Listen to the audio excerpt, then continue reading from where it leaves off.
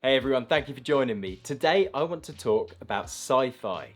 Sci-fi novels can be incredible. When you hear the name sci-fi, it's easy to think of movies, but a great sci-fi movie needs a lot of elements to come together. They can take massive budgets, big, diverse effects teams and editors, and even then they can quickly look and feel outdated. But a great sci-fi novel isn't quite the same. All it takes is a writer with a great imagination and a timeless classic can be birthed. Today I want to talk you through 5 of my favourite sci-fi novels of all time. Now these are not objectively the best sci-fi novels ever made, they're just the ones that I enjoyed the most. And we're going to kick off with Dark Matter by Blake Crouch. Are you happy now? That is the question posed to Jason Desson by the stranger who drugs and kidnaps him. When he wakes up, he finds his life has taken a completely different trajectory. He is now a celebrated scientific genius. But his wife and son are now nowhere to be seen. Jason finds himself searching across a sprawling multiverse as he desperately tries to make his way back home. Throughout that journey, he crosses paths with many different Jason Dessons that all kind of represent the life that could have been if he'd made a different decision or done something slightly different. We find Jason desperately grappling with questions about identity, choice, and destiny. Dark Matter was the first book that I read by Blake Crouch, and it instantly locked him in as one of my all-time favourites. I've since read pretty much everything in his very eclectic back catalogue. Dark Matter itself is an exhilarating and mind-bending journey that combines a gripping plot with thought-provoking themes. Blake Crouch's writing is so crisp and engaging, and he has a knack for making scientific concepts that are massive feel accessible to the average reader. Here, the exploration of multiple universes and the philosophical implication of choice and paths not taken are handled with finesse and intrigue. The story is very fast-paced. That's something I've found with pretty much all of Blake Crouch's work. He doesn't do much world building, he just drops you straight into the action and keeps you on the edge of your seat to the very end. Some people might find the scientific aspects a little overwhelming, and you might find the ending to be a little rushed. But personally, I just love that fast pace, and the sharp, vivid, emotional writing really connects with me perfectly. In short, if you're looking for a book that will twist your brain into a pretzel and serve it with a side of existential dread, then Dark Matter just might be your perfect poison. That brings me to the second book on my list, which is Dune by Frank Herbert. Dune was first published in 1965, and it talks of a world called Arrakis, a barren desert wasteland. Arrakis is the only source of spice, a special elemental substance that enhances mental ability and extends life. The protagonist, Paul Atreides, is the young heir to the noble house Atreides.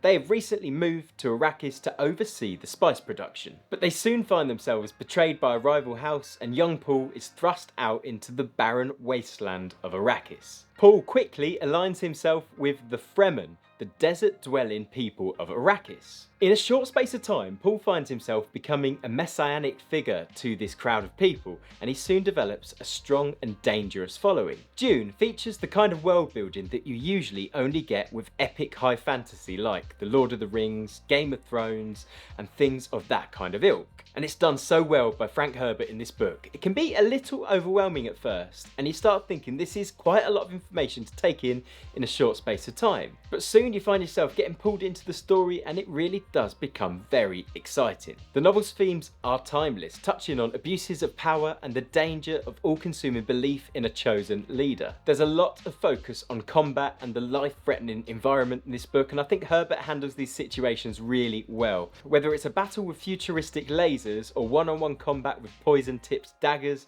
it is always exciting. And he does a great job of communicating the danger of a world like Arrakis, where water is so sparse and you're a constant threat from giant sandworms. In short, this is a must-read for any sci-fi fan.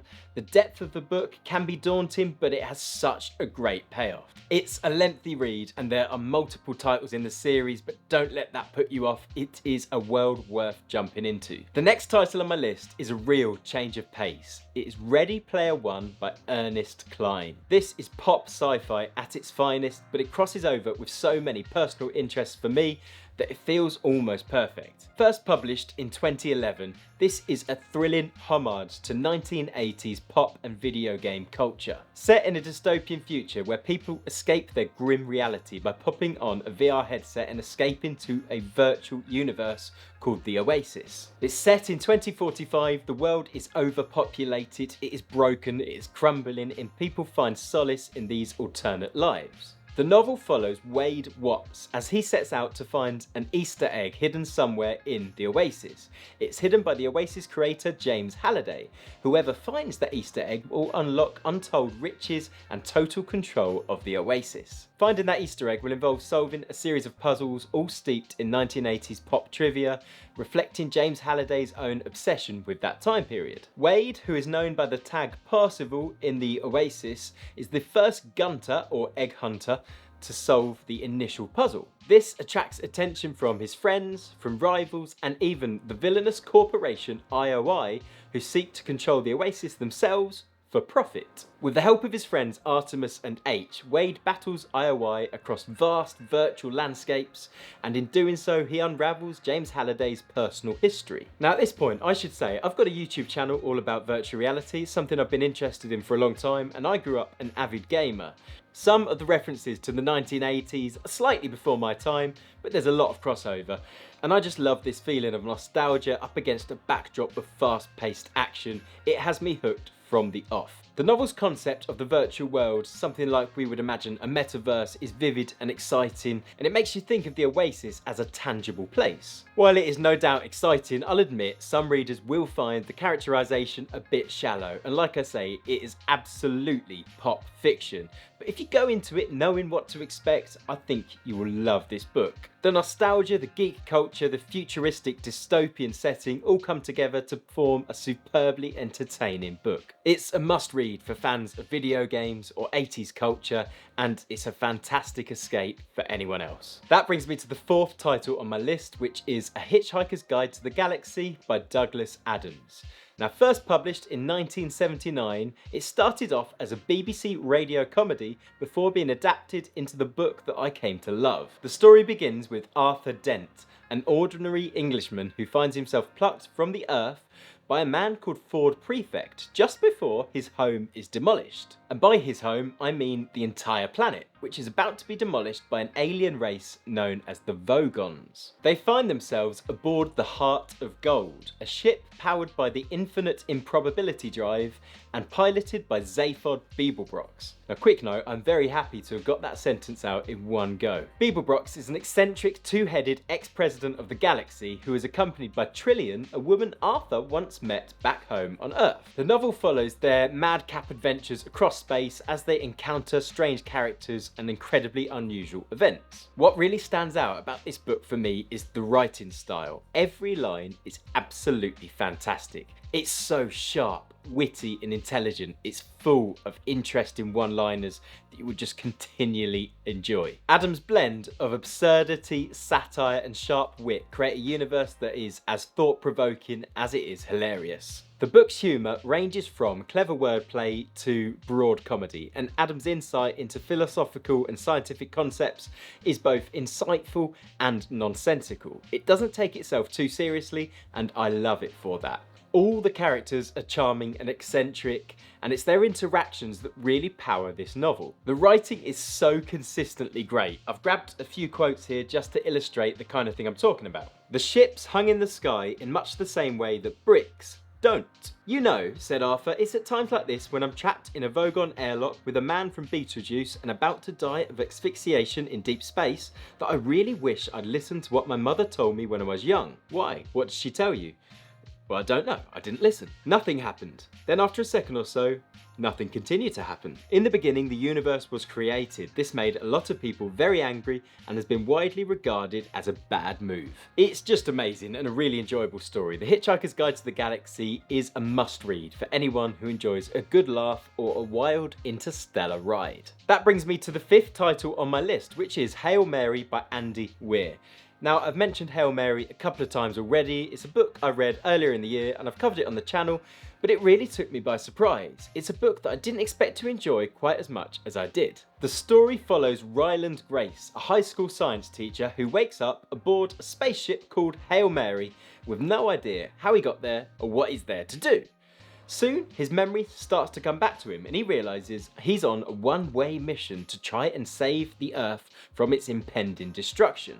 He has to stop a strange microorganism that is actually draining the sun's energy and cooling the Earth. Along his journey, Ryland encounters an alien species and forms an unexpected partnership with one of them named Rocky. Together they work to understand each other's own biology and technology to come together and form a solution that could save both their civilizations. Hail Mary is a return to the science-driven storytelling that made The Martian a hit for Andy Weir. If you enjoyed that book, I think you'll absolutely love Hail Mary. Weir's impressive research and understanding of scientific concepts help ground this unusual book in reality. Ryland Grace is an endearing protagonist, and his relationship with Rocky adds depth and warmth to the narrative. This is an example of a book that could easily fail if a production company tried to turn it into a movie. There are some really big leaps of faith that you have to take here, but Andy Weir always sticks the landing. Fans of Andy Weir's previous work and anyone who likes hard science fiction will really enjoy this book, and I've recommended it to so many people. Now they're the books that made my top 5, but it really was hard to whistle it down, so I just wanted to throw in a few special mentions for books that you should check out if these are the kinds of things that you like to read. And we're going to kick off with Foundation by Isaac Asimov. Released in the 50s, Foundation is a groundbreaking sci-fi novel that paved the way for the genre we have today. It explores the collapse and resurgence of a galactic empire powered by mathematical calculations known as psychohistory. It's a really interesting concept, it's got so much depth, and as I say, it was a pioneer of the sci-fi genre. If you like that kind of book, then check out Foundation. Next up, Clara and the Sun by Kazuo Ishiguro. This is very different to everything else that's on my list, and I struggled not to place this in my top 5. This is a thought-provoking novel that focuses on Clara, an artificial friend assigned to a young girl. It's a really good book, very different to the kind of novels we've described earlier, but something I really enjoyed reading. Then we've got Snow Crash by Neil Stephenson. Now Snow Crash is the novel that first coined the term metaverse. And I kind of toyed with putting this one into the top list, but it felt odd having Snow Crash and Ready Player One taken up such a high majority of the list, both focusing on very similar topics.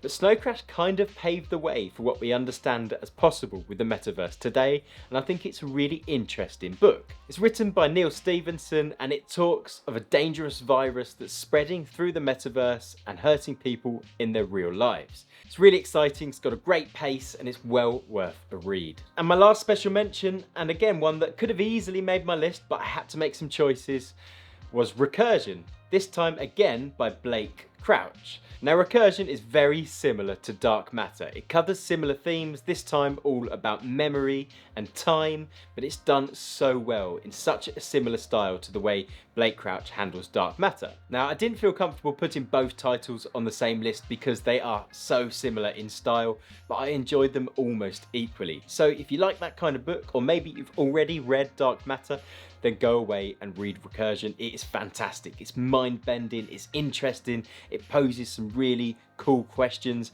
and I think you will absolutely love it. So there you have it. Those are the sci-fi novels that I have most enjoyed reading. Now hopefully you found something new on this list that you might go away and pick up. Now if you've got a recommendation that you think I might like based on the kind of books I've discussed today, then please let me know in the comments below. I'm always looking for something new to read. If you've enjoyed this video, then a like would be appreciated, and I would love to see you on the next one. Thank you so much. Goodbye.